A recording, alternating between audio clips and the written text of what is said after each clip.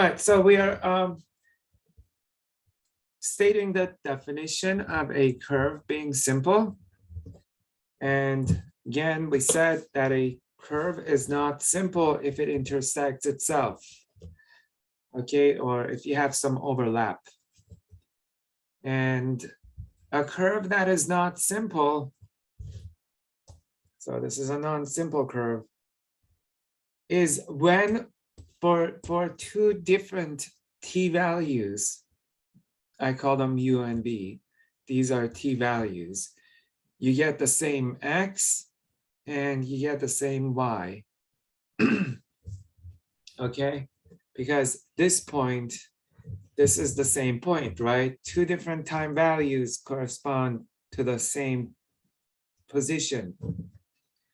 Okay, so again, if the x coordinates and the y coordinates are equal at u and v, then C is not simple. Okay, this is the equivalence of one-to-oneness. Remember a one-to-one function or a function that's not one-to-one? A function that's not one-to-one. So here is a non-one-to-one function, means that for two different x values, so here like that, call that u and call this v, for two different x values you get the same output, f of u equal to f of v. Okay, two different inputs correspond to the same output. That makes this function not one-to-one. Okay, so this is the one-to-oneness for parametric curves. Okay. Again, we're not going to get into the details. I think I got into the details more than enough, but again, not simple means not one-to-one, and it means for two different time values, you get the same x and same y. All right, so example of, and I will show you later how to find point of intersection when we do an example. And it's not in the, so this thing is not in the book, by the way. The book doesn't show you how to find the point of intersection. I will show it to you. But example of a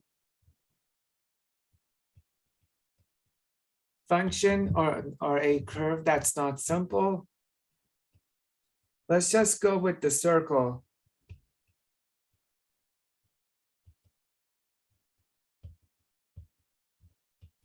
Okay, so here A is positive and assume that T is between 0 and 3 pi.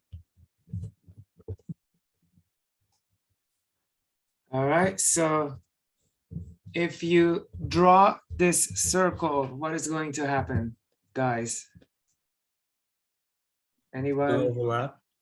It's yes, it will overlap. Let's draw it. Okay, so here is C.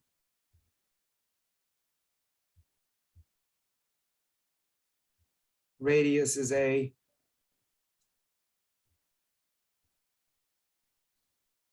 Okay, but when you draw the orientation, this is the orientation from 0 to 2 pi. Okay, but 0 to 3 pi, there's going to be an overlap from 2 pi to pi. Okay, so this is from 0 to pi over 2, pi over 2 to pi, pi to 3 pi over 2, 3 pi over 2 to 2 pi, and then 2 pi to 5 pi over 2 to 3 pi. There will be an overlap from here to here. Okay, so this curve is not simple.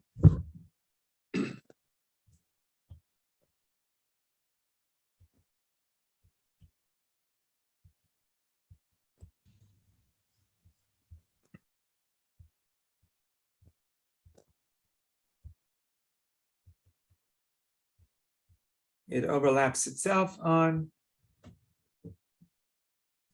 2 pi to 3 pi. Okay? Yeah.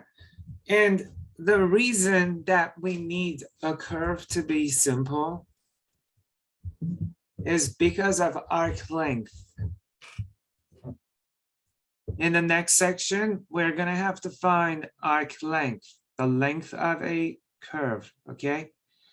And for example, let's say you want to find the circumference of a circle of radius A. Okay, if the curve overlaps itself, you are not, when you find the arc length, you use the arc length formula, you're not going to get exactly the circumference. You're going to get a value that is more than what the circumference should be. Okay, so this is for the purpose of finding arc length, unless you're talking about distance traveled. Okay, so if we're looking at a particle that is going around a circle from 0 to 3 pi, then yeah, then that overlap is fine, because the distance traveled is it's going to be around the circle 1.5 times. Okay.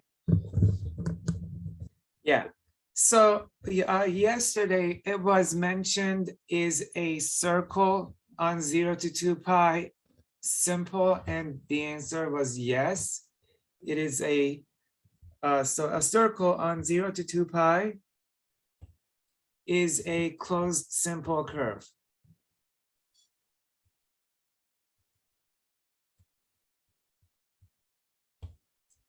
So here we say C is closed simple if it intersects itself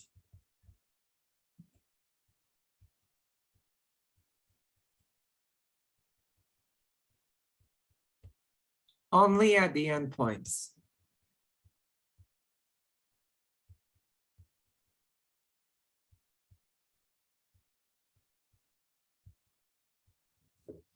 Okay, so again, example is C defined as A cosine t for x and A sine t for y. And again, assume A is positive with a t ranging from 0 to 2 pi. Okay, so at the end point at 0 and 2 pi is the only point, that's the only time that the curve meets itself. Okay, so it's closed simple.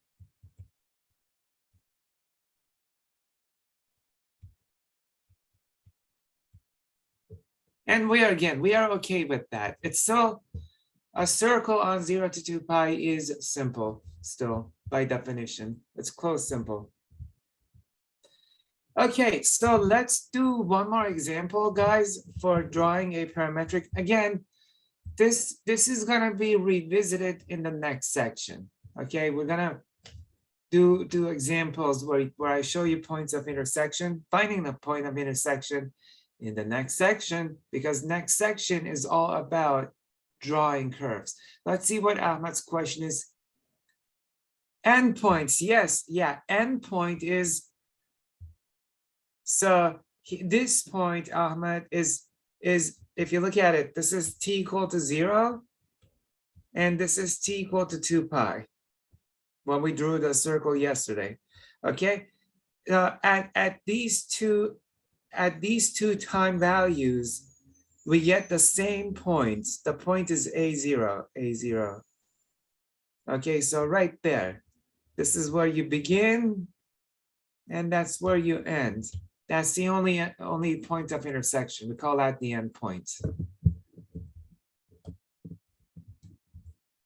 Yeah, so just want to do one more example, and an example like this one will be on the next exam.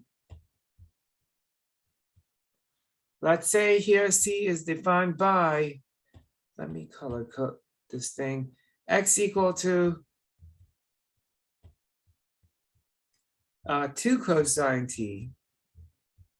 Okay, and we have y equal to sine squared t. And again, assume that t here is between 0 and 2 pi. This is no longer a circle, guys. This is not. Okay, we don't have the parametric functions for a circle. All right, so part A of the question is going to ask to find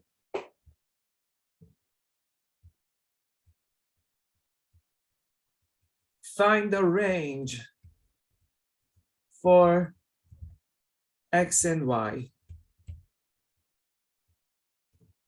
Remember that x and y are the dependent variables.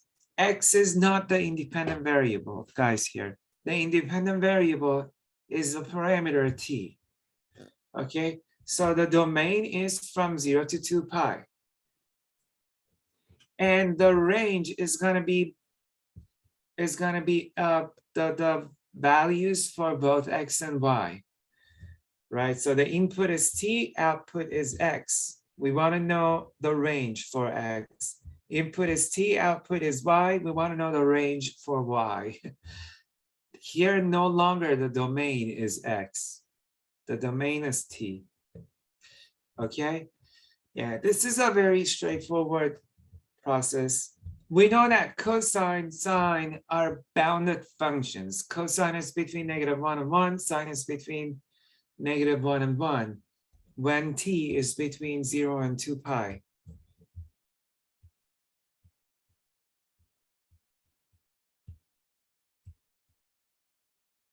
Yeah, we know that cosine t is between -1 and 1. And our x here is 2 cosine t. So multiply this inequality by 2, you get 2 cosine t between -2 and 2. Okay, which tells us that x is between -2 and 2.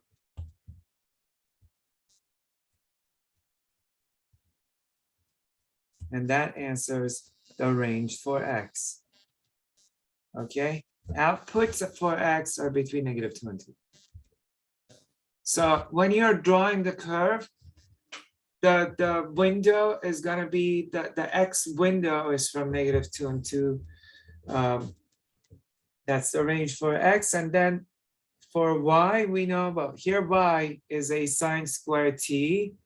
So again, begin with the basic knowledge for sine t. We know sine of t is between -1 and 1, but it is a square. When you square it, you get all the negatives becoming positive. Any number that is from -1 to 0 becomes 0 to 1. So sine squared t is between 0 and 1. We had this discussion on exactly day 1 of class, or day 2, yes. We talked about square of sine and cosine on day 2 when we were proving one-to-oneness. So this is y. Sine squared is y. Y is between 0 and 1. That's the range for y. Okay, so your graph is going to be on -2 to 2 by 0, 1. Okay, that's the window. All right, we're going to use this information to graph later on. Okay, part B. We're going to eliminate the parameter.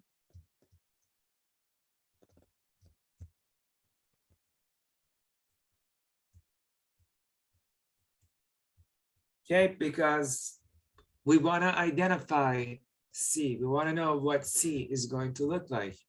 Here we have sine and cosine involved. So use the Pythagorean theorem. Okay, always, always. You have trigonometry involved. Use an identity that relates cosine and sine, in this case, sine squared. Okay, so again, we know cosine squared t plus sine squared t is equal to 1. Okay, here is our cosine. Cosine, you solve for that and you plug it here. Cosine of t is just x over 2. And we square that. Okay, and we have sine squared t right there. Sine squared t is y. Okay, please do not square that because this is already sine squared t. And the identity says this is equal to 1. Okay, so if you want, you can solve this equation for y if you want to identify the non-parametric form.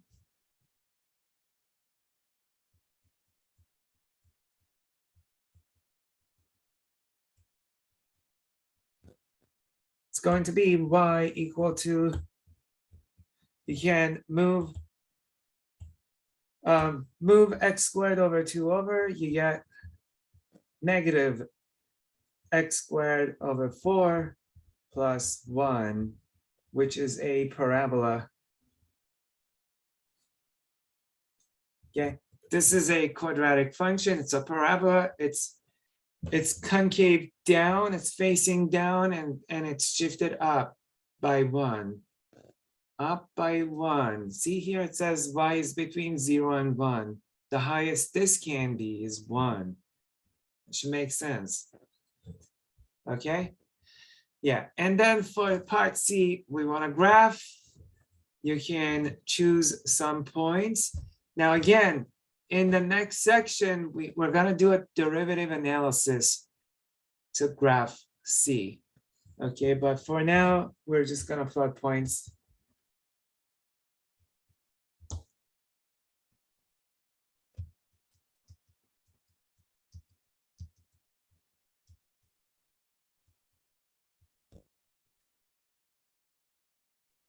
So just do what we were doing yesterday.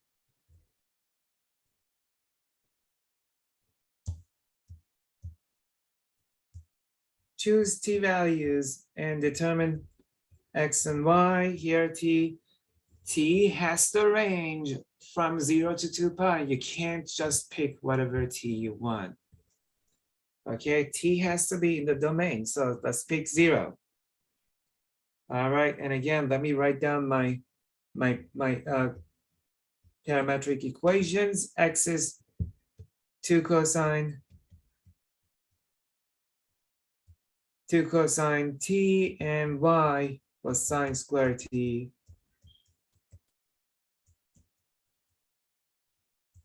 And that is the domain. Plug in, so 0, cosine of 0 is 1. We get 2. 2 times 1 is 2. Y is going to be sine squared of 0, which is 0. Okay, so 2, 0 is a point on this curve. All right, choose, let's say, pi over 2. I'm just going to pick the key points, increments of pi over 2. Pi over 2, cosine of pi over 2 is just 0. And then here, sine of pi over 2 is 1. Square of that is still 1. 0, 1 is on the graph. Then we can choose pi. Pi, we get cosine of pi is -1, so -2 for x, and then sine of pi is 0.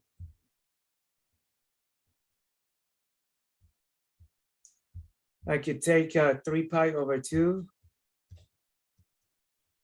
Okay, again, cosine of 3 pi over 2 is 0. Sine of 3 pi over 2 is -1, but then we are squaring that, so y here is 1. And then you can choose the other endpoint, which is 2 pi. Okay, cosine of 2 pi is 1 times 2. And then sine of 2 pi is 0. Okay, now we are gonna graph, guys. The graph, remember, is a parabola. All right.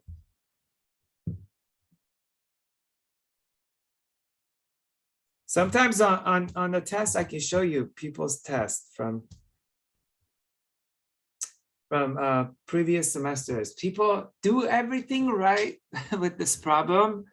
In the end, they draw a really funny graph, like they draw a line through these points. It's like, man, you have that in front of you. You should know what that should be.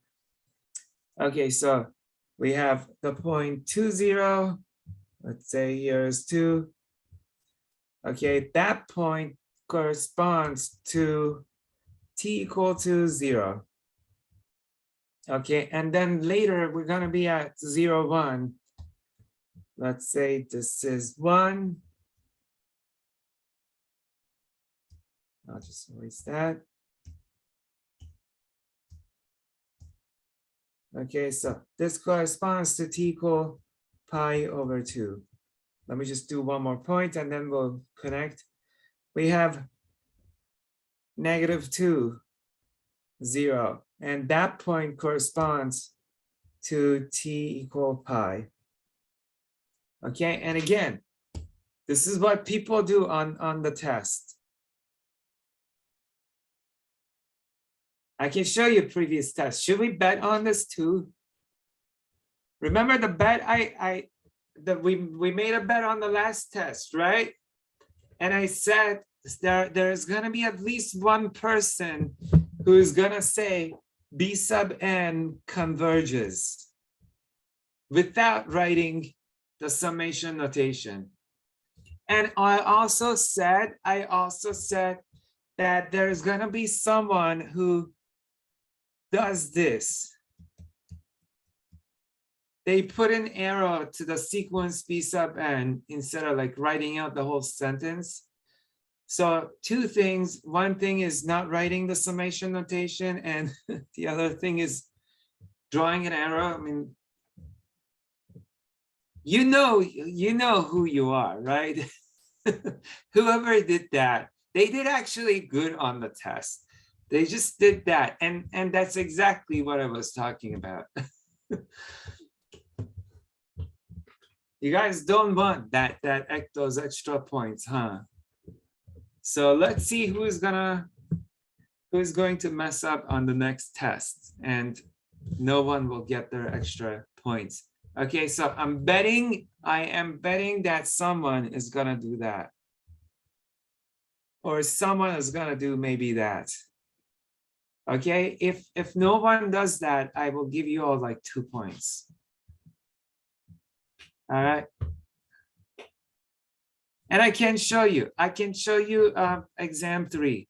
If you don't believe me, I can show you. I just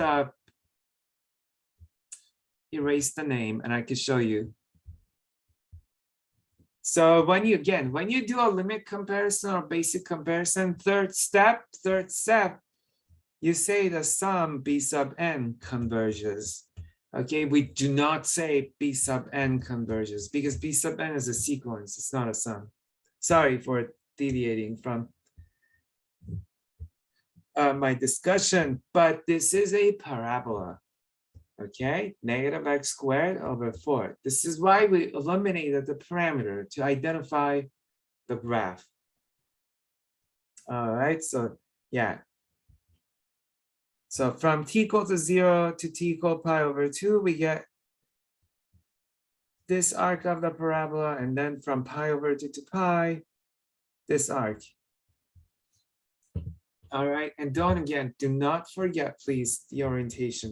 Let me do that again.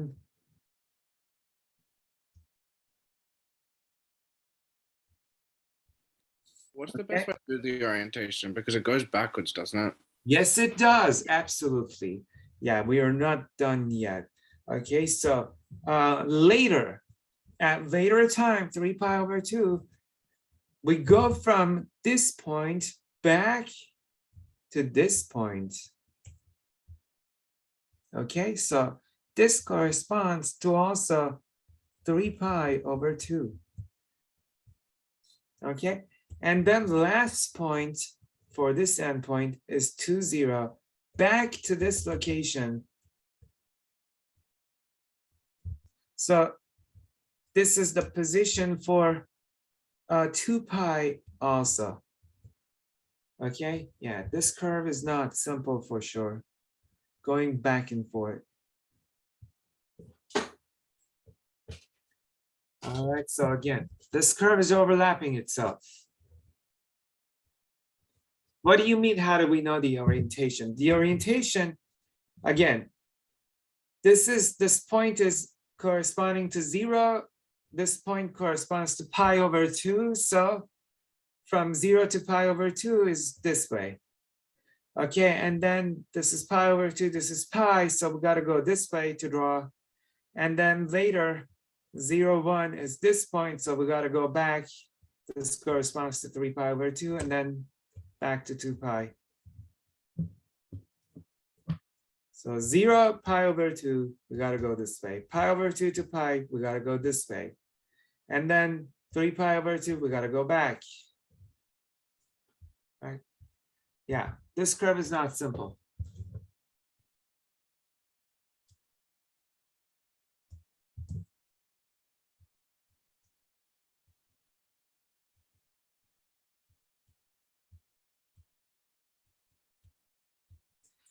There are so many ways that we can parametrize a curve. Okay, parametrization of a graph is not unique. I can come up with another parametrization for this curve. For example, here you can make x equal to t and y equal to negative t squared over 4 plus 1. You can parametrize this parabola this way. Okay, but the thing with this type of parametrization is that you don't get the full parabola. You just get this arc of the parabola and you get this oscillation going forth and back. That's what is good about trigonometric parametrization. You get some sort of a frequency going back and forth. Something you guys are going to focus a lot in Math 11, parametrization of functions. Okay, yeah, let me just to show you an example here of what I'm talking about. See, here we have, let's call this C1. C1 is a curve. Let's say x is equal to t squared and y is equal to t. Let's say t here is any number. Okay, if we eliminate t,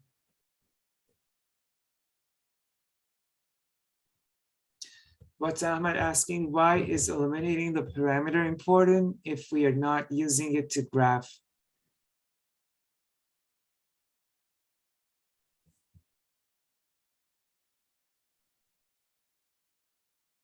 What?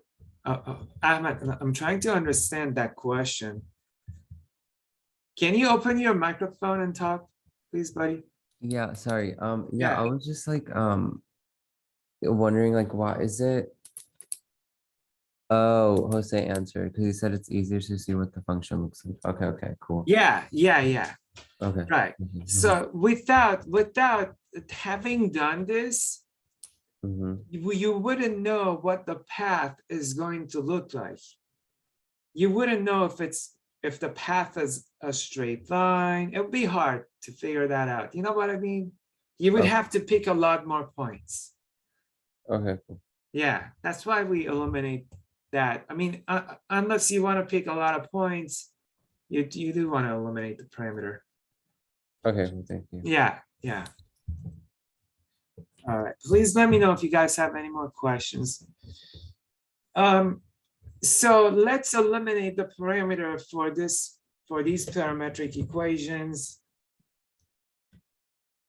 basically here, y is t, x is t squared.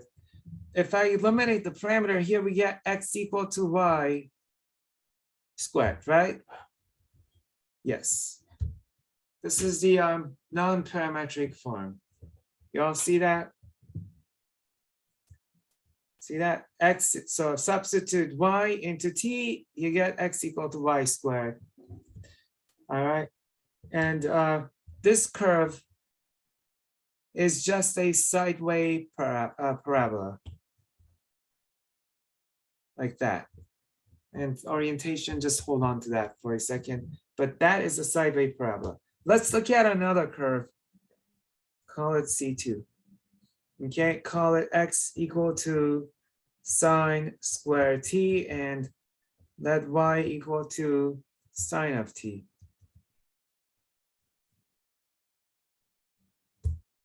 Okay, can someone eliminate the parameter here for us? How do x and y relate?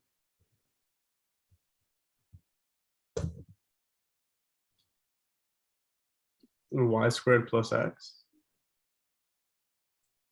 Well, that's Y squared yeah, equal to X, yeah, like you said in the chat. right. You don't, yeah, x is equal to y squared. You don't even need to use Pythagorean here because we have sine and sine, right? So y is sine t and x is the square of that. So x is equal to y squared. See, same, we got the same parametrization. Okay, or let's look at another one.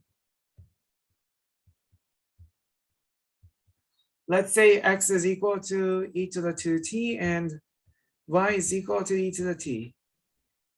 T is, let's say, any real number.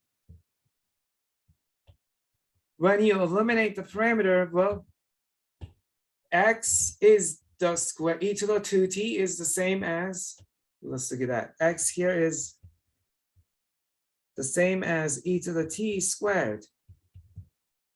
Okay, e to the 2t is e to the t squared and e to the t is y. So we get x equal to y squared. So, okay, so same curve has multiple parametrizations. And there are millions and millions more. There are infinitely many ways actually you can parameterize a relation between x and y. Okay, but the difference between all of these curves is that, for example, this is not bounded. Okay, so this goes forever, but this is gonna be bounded for sure. See, if you draw this, I believe this is the orientation. Yes, that's the orientation. So this just goes forever. Okay, whereas this curve is going to be bounded. I mean, it's gonna have a domain and it's gonna have a restriction because here sine is between -1 and 1. So let's say this is 1, this is -1, and x is gonna be between 0 and 1.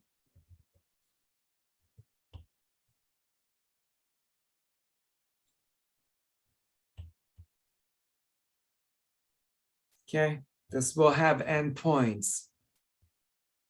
I believe that is the, okay. Same curve can have multiple parametrizations, but each parametrization can give you a different restriction. Okay, this is not something that we're gonna get into details of in Math 8. It's something you have to worry about later on when you're doing what's called differential geometry. Okay, but let me go back here, guys. Mention one more thing. Remember that the range for x and y. Make sure what you do for ABC is consistent. Okay, this says x is between -2 and 2. Look at our curve. X is from -2 to 2, and y is between 0 and 1. Okay, y is from here to here, 0 and 1. All right, and nothing beyond that. Everything has to be consistent.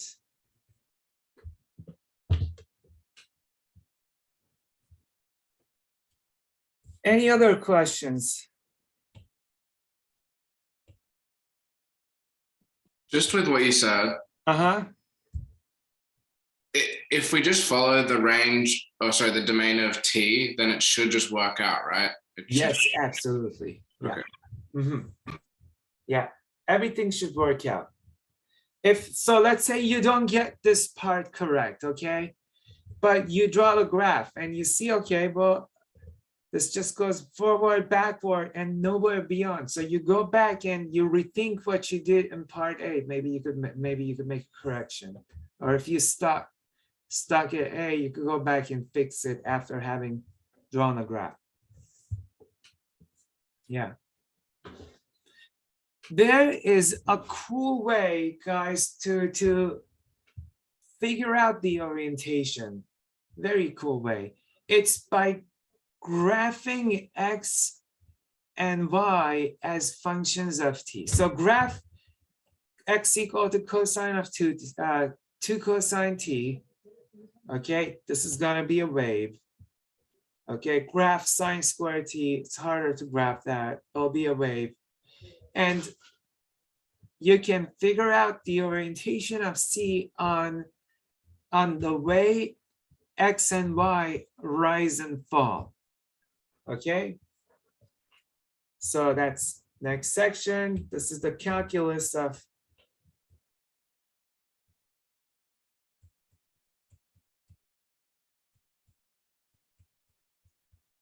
parametric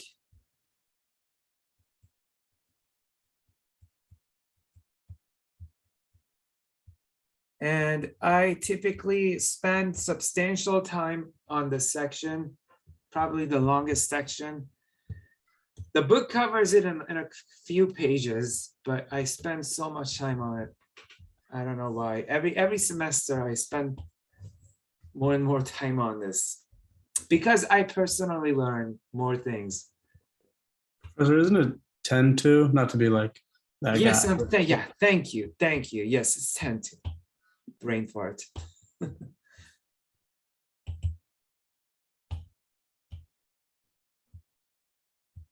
What were you gonna say? Not to be like what? Not to be that guy, but you know. Why? It just What is wrong with that? No, I don't know. Just a small thing. So What kind of guy? What do you mean?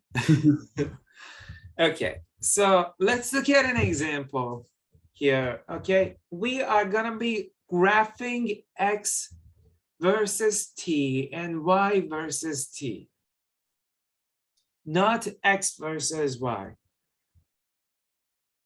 So imagine this is the T-axis and this is the X-axis. So for example, going back to the last section, imagine you draw that. You're drawing that. X equal to T is, so this is T, this is X, it's just a line. And you're drawing Y equal to square root of T. This is the T-axis, this is the Y-axis, that's the square root. You're graphing these functions, these parametric equations separately, let's just say. Okay? Yeah. So let's say this is some number A. Okay. And what happens here is that assume that, let's say the graph is this. Let's just say graph of X versus T is that. Let's just say. Okay, I'm making stuff up. All right. And let's also graph Y versus T.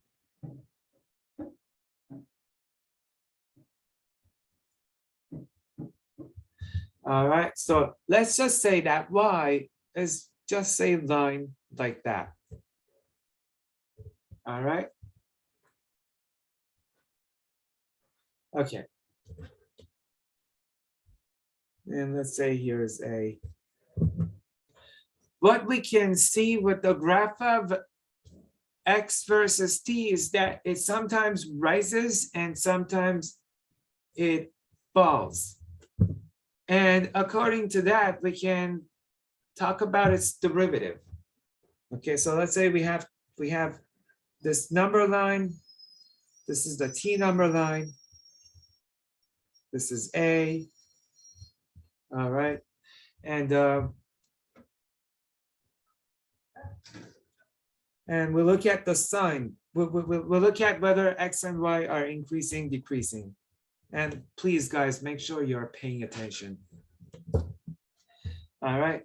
So on the interval from negative in T interval from negative infinity to A, what happens to X is that it is rising. X is increasing, right? Here, X increases. And from A to infinity, X is decreasing. Decreasing.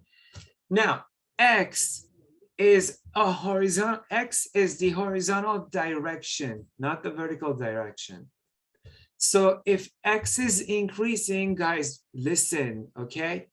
If X is increasing, then the horizontal position is, the horizontal displacement is getting bigger.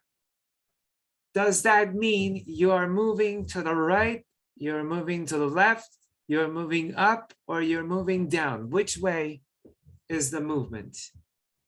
Very good. Right. That's what it means. X increasing means you're moving to the right. You're going further away from zero to the right. Okay, so the movement is this way. Okay. Decreasing means the movement is leftward. It's this way. All right. So from negative infinity to A, movement is to the right. From A to infinity, movement is to the left. Okay. And here Y is always increasing. Always.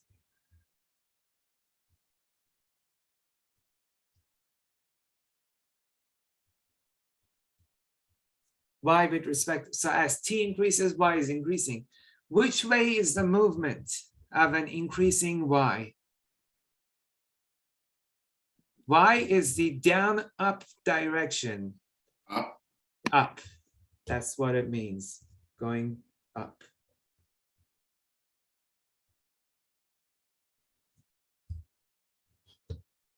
All right. And this tells us the movement of the curve. Okay, so if we were to draw the curve,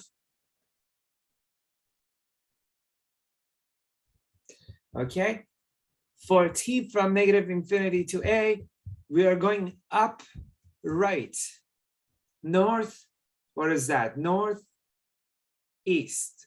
So the movement is going to be, let's do that in green or pink. The movement is this way, right? That's up, right. This is the up, right direction. Okay, and this is the up, left direction. So we're talking about this arrow. Okay, and this is the movement of C, the movement of the curve or the particle. All right, so when you're graphing X versus Y, okay, let's just say this point corresponds to T equal to A. I don't know exactly where that point is. For now, we don't care, but let's just say that point is when T is equal to A. All right, so according to this sign analysis, prior to this point, the curve is going upright, so going this way. Okay, that's the upright direction. And yes, and then after that, we're going up left, which means that you have to kind of like turn and go this way. Okay, this is called derivative analysis. And we're gonna be talk about it in details. Okay. Yeah. So how do we determine these directions? Like how do we know when x is increasing, decreasing, when y is increasing, decreasing? We look at the derivative of x with respect to t and the derivative of y with respect to t. Okay, so for example, here dx dt is positive. Okay, if x is increasing with respect to time, then dx dt is positive. Here dx dt is negative. Okay. Y increasing with respect to time means dy dt is positive.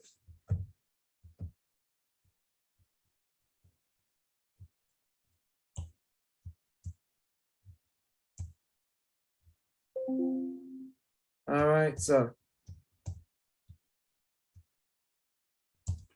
the derivative of the sign analysis on the derivative of x and y with respect to t will tell us which way the movement is. Okay, so this is just an overview. If you didn't perfectly understand this, it's all good. We're gonna talk about it from the very beginning anyway. Okay, but let's define a couple of things that we need for the calculus of parametric functions.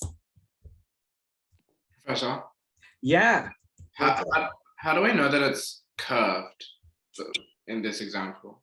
Okay, look, how else would it be? Like, so it could be like that, right? Yeah, it could be linear, yeah. We don't know yet. Okay. I'm just saying, so this is just a hypothetical example. We don't have the actual functions to see how the path is.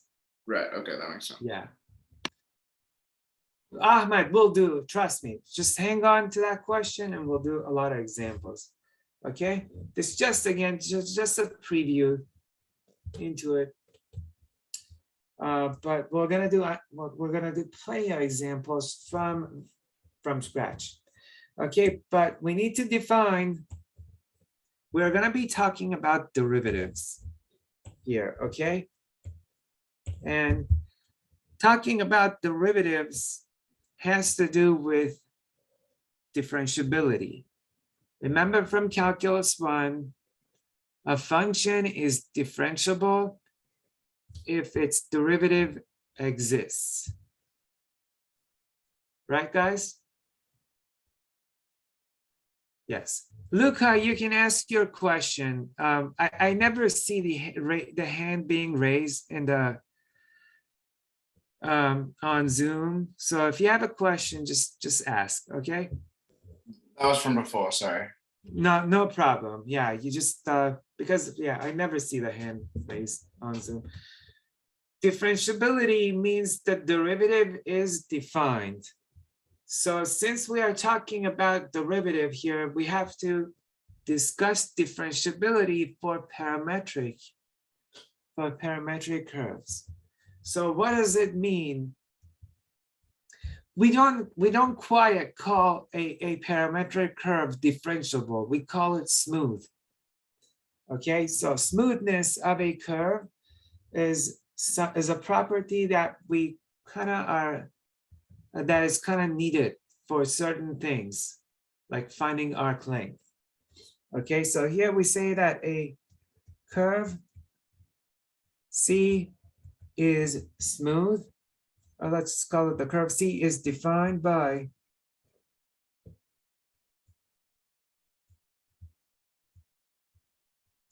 x equal to f of t and y equal to g of t is set to be smooth.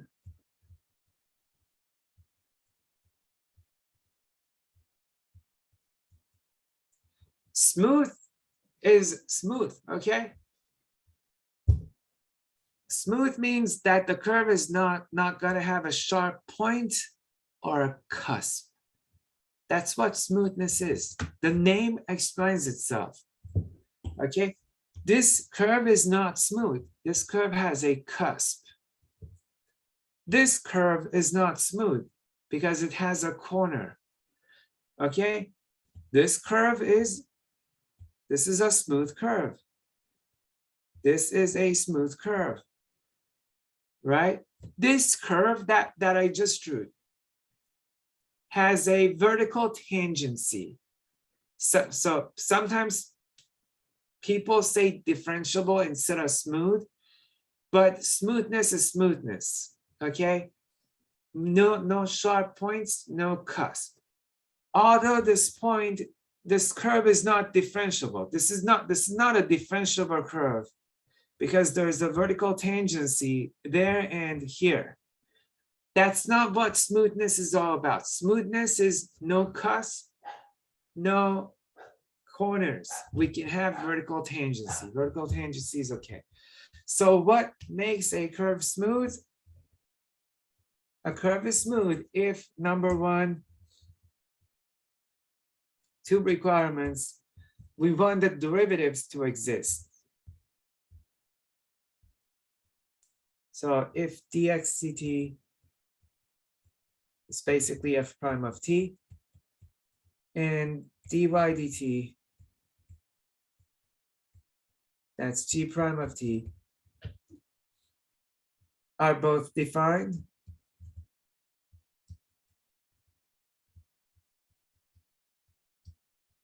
okay, so we want the derivative of each parametric equation with respect to t to exist. And second requirement says that dx dt and dy dt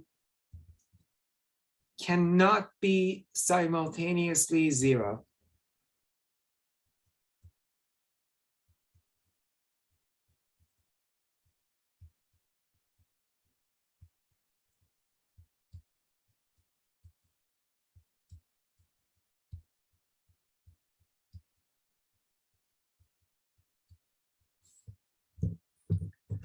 Yeah, we don't want these derivatives to be zero at the same time.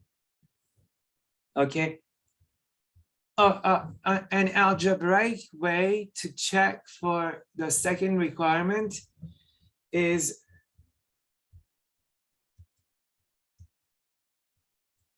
when you take those derivatives, square them and add them. This is the fastest way to check. Square the derivatives, add them, okay? The sum of the square must be positive. Okay, if the sum of the squares is equal to 0, then both of those derivatives are simultaneously 0. Which means that the curve will not be smooth, okay? And again, we're going to be discussing what these mean and what they're good for. But let me show you an example quickly. Let's go with the circle.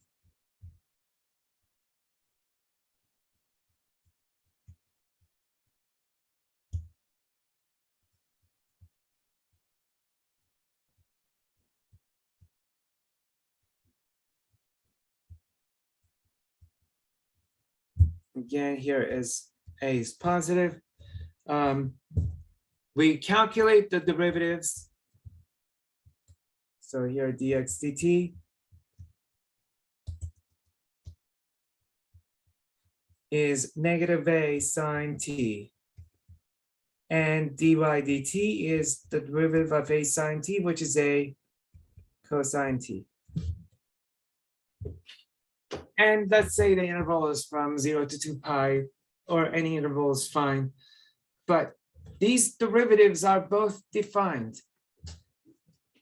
nothing makes sine and cosine undefined. The domain of sine t, the domain of cosine t is all reals.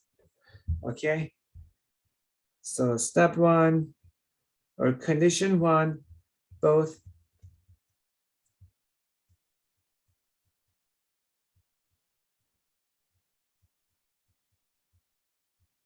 those are defined.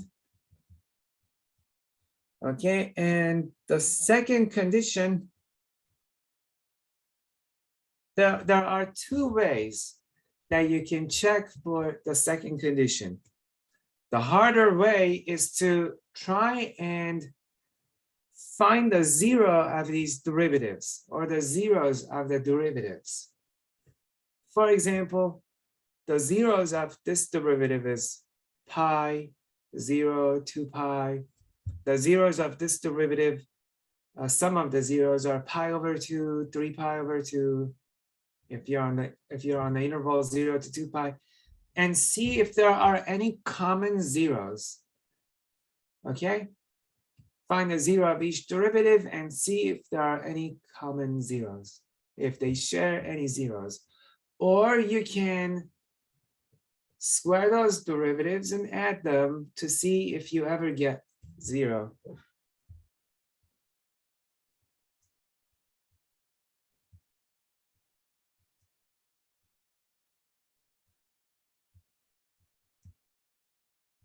Okay, so we take negative a sine t, we square that plus a cosine t,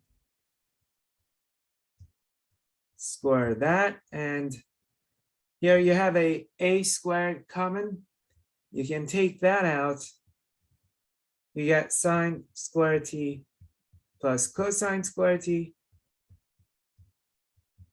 which is just a squared, because sine square t plus cosine square t is 1. And we know that a is positive. A is the radius of the circle. A is not 0, so this is more than 0. All right, which means that the curve is simple. Okay, so both requirements are checked. It's smooth, is what I meant to say. Therefore, C is smooth.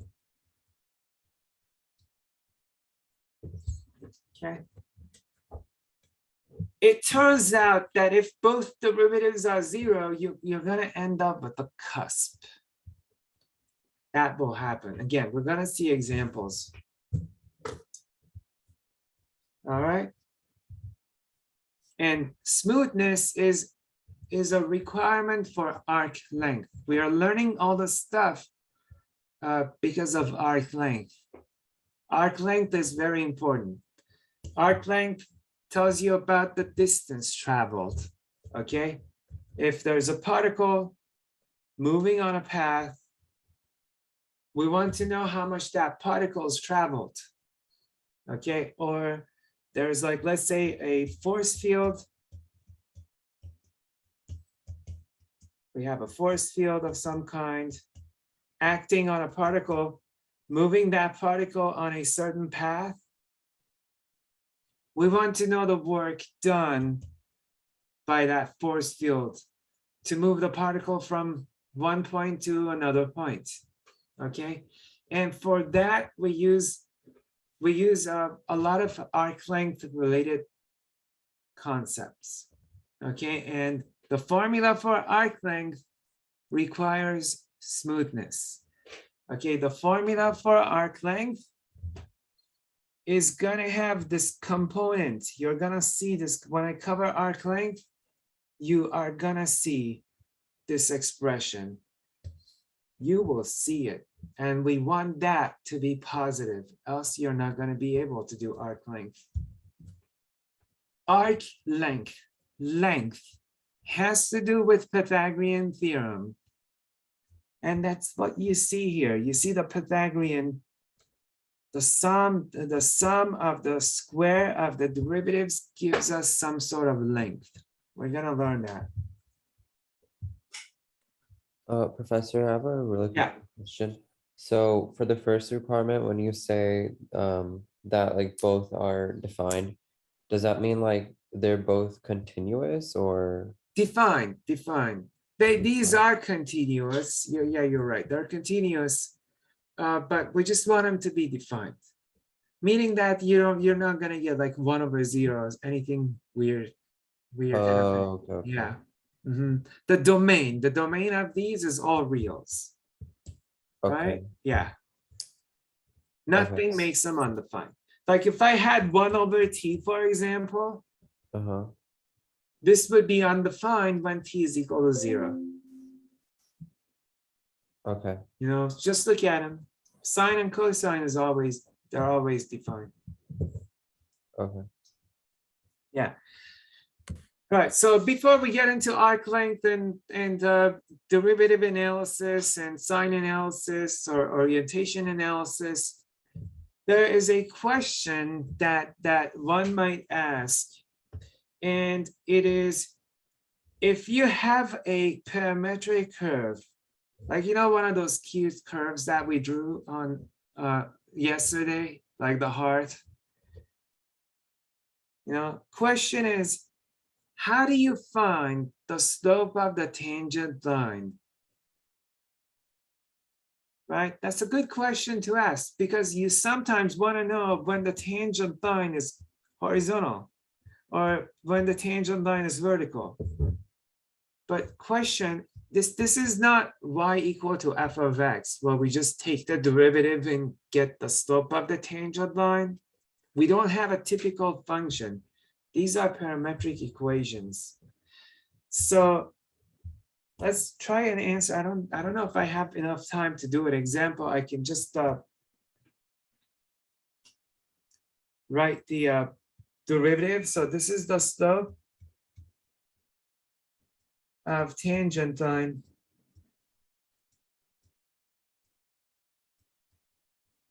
to C, to a parametric curve. Okay. Yeah, so first of all, we want our curve to be smooth. So assume C defined parametrically by x equal to f of t and y equal to g of t is smooth. If the curve is not smooth, then there's going to be no slope of tangent line. There is no way that you can draw a tangent line at a corner or a cusp. We cannot draw a tangent line there. It just makes no sense. There are so many ways you can draw a tangent line at a cusp. Tangent line slope is not defined. So we have to have a smooth curve. Okay. The slope of the tangent line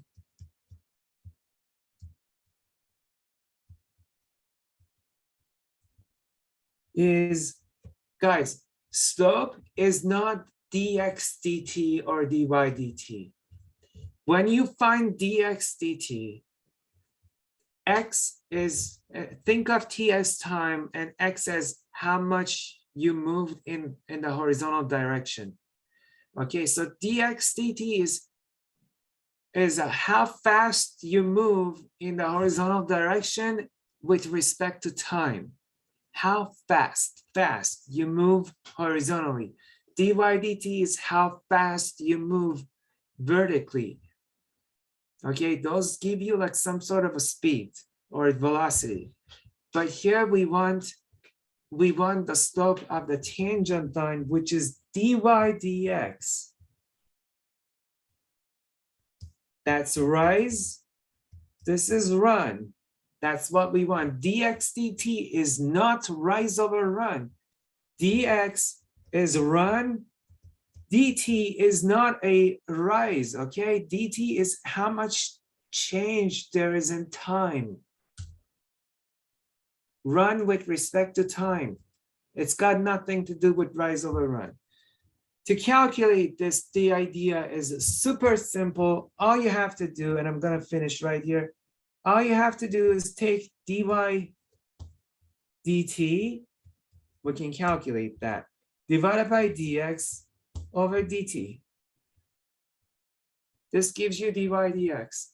And you know why, right? Well, not rigorously, you can say this is the same as that because these dt's cancel out and you get dy over dx.